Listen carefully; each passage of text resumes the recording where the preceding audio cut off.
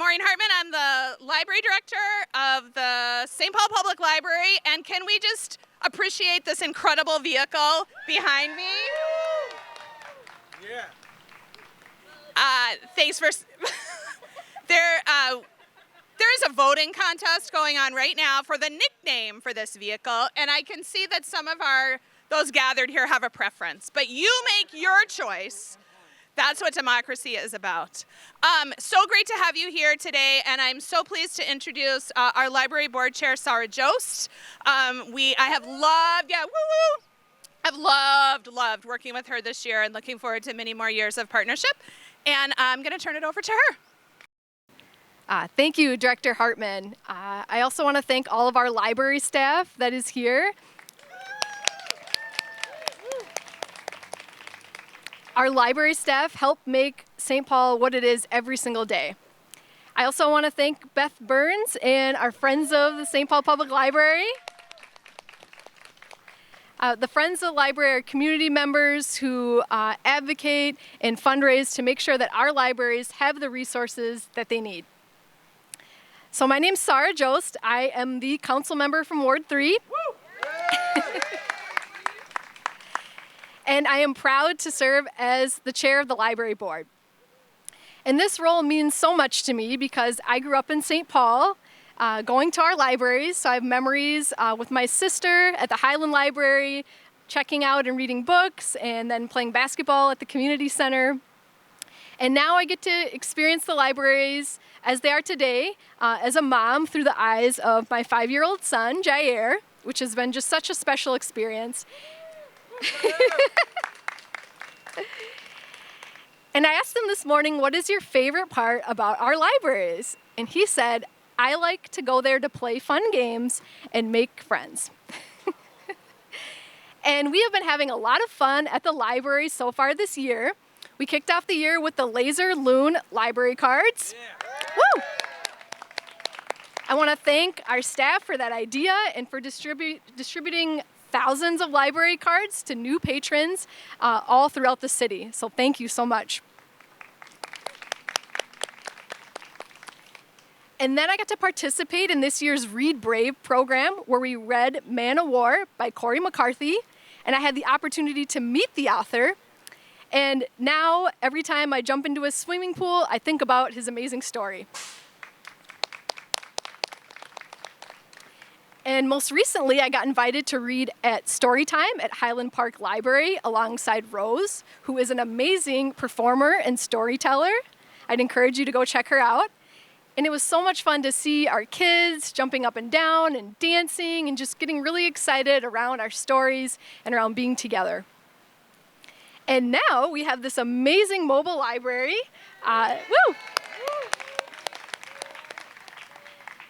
That makes sure every corner of our city has access to what the libraries have to offer. And on this primary day, I would encourage all of you to vote for what you would like the library to be named, as Director Hartman just mentioned. I think you have until the next few days to be able to vote. Okay, thank you. And the other highlight of being the library board chair has been the library board meetings themselves. For those of you that have come to a library board meeting, you know what I'm talking about. Our library board members, my council colleagues, are very enthusiastic and excited about supporting our libraries. And that's because we understand the value that they bring to our community. You've heard Director Hartman and our library staff say that the library is a place to do life. So whether you need to check out a book or print something off, send a fax, that's one of my favorites, or take a citizenship class. The libraries have everything that you need to offer and can answer pretty much any question that you might have. And so our council members, our library board is committed to supporting our libraries, and we're especially committed to supporting the 3 Transforming Libraries projects here in St. Paul, which include Hamlin Midway, Hayden Heights, and Riverview. And those projects are really important to us. Thank you. And we want to see those through to make sure that all of our kids have a place to go and play fun games and make new friends, and make sure that our community has a quality library that is accessible to them no matter who they are or what part of the city that they live in. So I'm confident with our partnership with our council colleagues, my library board, who I want to thank very much, our library director, our staff, the Friends of the Library, and our mayor, that no matter what challenges that we face in the future, we will continue to invest in the values that are important to us to make sure our city is a great place to live and play and thrive. And we will do that by continuing to support our libraries so they can be an anchor to our community for years to come. Hi, my name is Melvin Carter, and the council member just gave my library address for today. So thank you so much. I am so excited to be here for the library budget address. If you could just silence your phones and council members about the, the naming contest, that'd be helpful. Welcome to the St. Paul Public Library. You know, there's a rule. We give a city budget address every year, and then separately we give a library budget address every year. And the library budget address has to be at a library. So, welcome to the St. Paul Public Library. Because if there's one thing I've learned from the incredible team of folks who work for the St. Paul Public Library, and I certainly have to give a shout out to our director, Maureen Hartman. Thank you so much for your passion, your leadership. You know, our whole mission in the city, and I see our Department of Public Works Director, Sean Kershaw here. I see our Office of Technology and Communications Director, Jamie Wascalis here. Thank you for being here. Our whole, I see John McCarthy, our OFS, Office of Financial Services Director. Our whole mission is to say that every single city department, give it up for Right Track, woo! Our whole mission is to say that every single department is responsible for helping us to drive a vision towards the world forward. Like, we're not just about putting books on shelves. We're not just about making spreadsheets equal zero. We're not just about filling potholes. We're about making the world better for our community members.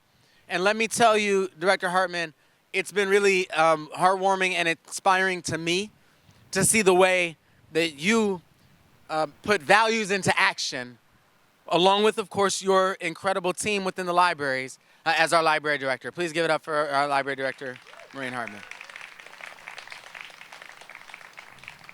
What I was going to say is, if I've learned anything from our team, is that our library, if we are just operating a library system that says, hey, look, there's a building over there, and there's some walls over there, and through that door over there, there's some books, well, then we won't be scratching the surface of what our community needs from us. Our community does need books.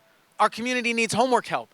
Our community needs a place to put together a resume, or just a safe place to be during the day. Our community needs and asks for so much from our public library system, and our public library system is always there to help.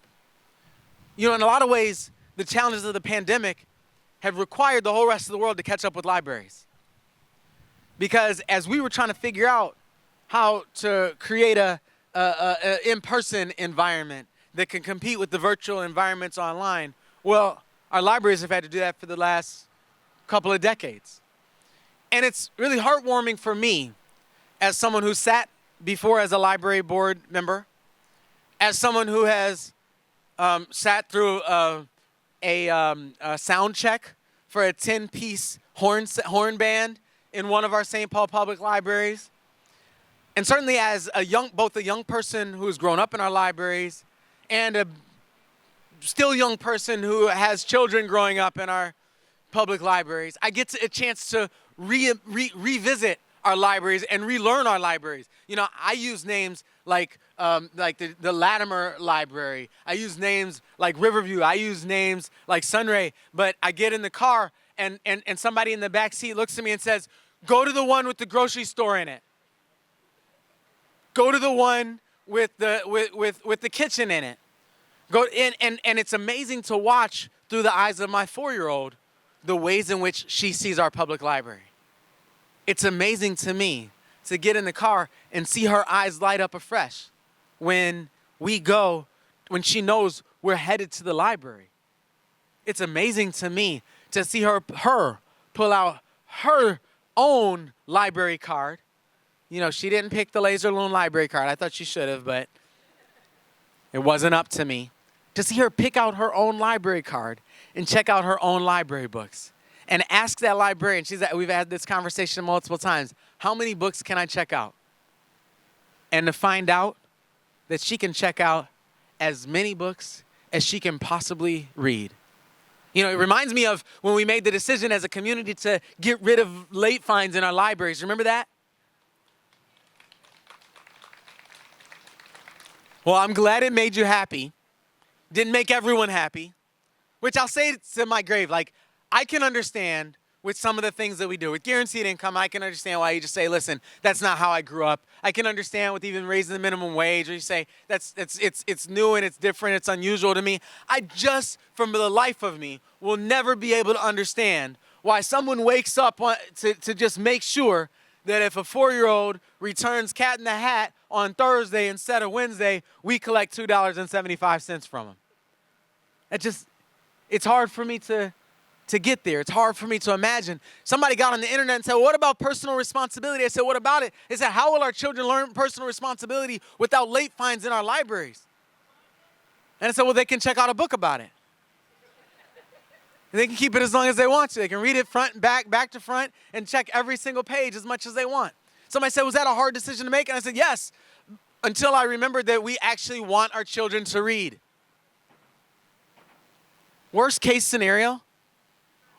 Absolute worst case scenario from that fine-free library policy, kids have books.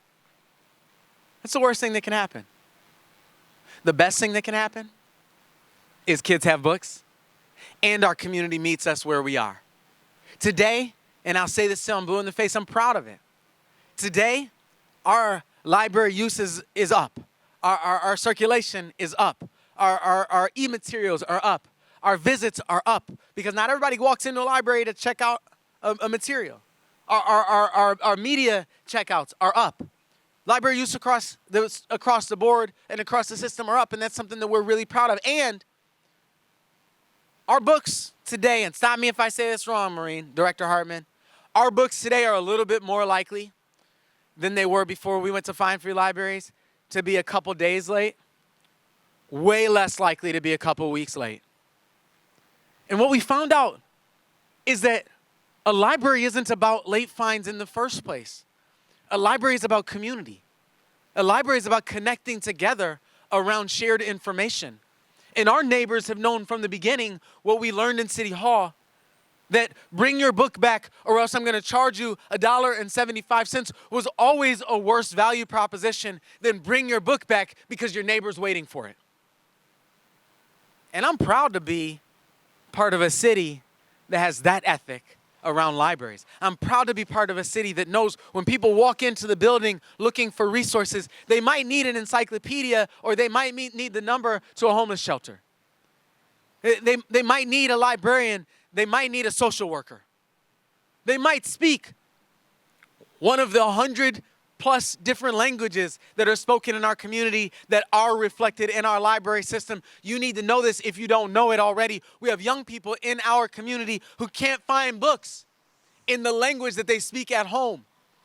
And we have a library system right here in St. Paul for whom that's not good enough, who says we're going to commission those books written in our languages so that all of our young people can see themselves in the books in our St. Paul Public Library system.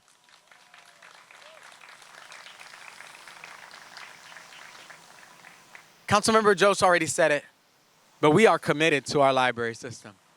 We are committed to building this system, to building this space as a place that can stay on the front edge of our consciousness, that can keep us provoked to think and to have to expand our horizons. Can you imagine a library system that didn't provoke us to expand our horizons? We have a library system today that is protested more now than any other time in my life. And let me tell you, we ought to wear that as a badge of honor. Because the worst possible thing we could do as a library system, and you see we got ongoing maintenance.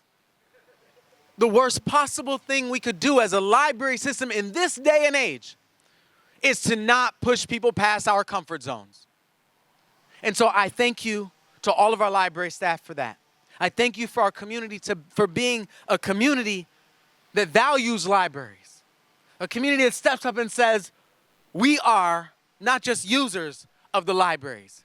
We're not just patrons of the libraries. We're not just folks who drive by and see the library on our way past. We're what, Beth?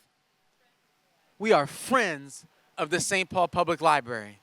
And let me tell you, we have an incredible Friends organization. We could not have the system that we have right now without all of the volunteers, all of the donors, all the staff, and all the leadership of the Friends of the St. Paul Public Library. Would you please give it up for Beth Burns and everybody who's a part of that great organization? We're going to continue to invest in our libraries. We're going to continue to see our yet unnamed mobile library on the streets in every neighborhood of our city. No undue influence, please. There's a quorum of the library board over here, and this meeting is not posted. We're going to continue to re-envision, to reinvest, to rebuild our public library system. And there's something I've said before that I want to clear up any confusion about. When I say that we're going to build a state-of-the-art, multi-million-dollar, first-class, 21st century public library in our Hamlin Midway neighborhood, what I mean by that is we're going to build a first-class, state-of-the-art, 21st century, multi-million-dollar library in our Hamlin Midway community. Are we clear on that? We look forward to making that even more and more and more clear as these months go on. Thank you so much for your support of our library system. Thank you for being in Rice Park Public Library with us here today. And I look forward to continuing to work as your teammate in the work as we move forward. Thanks all.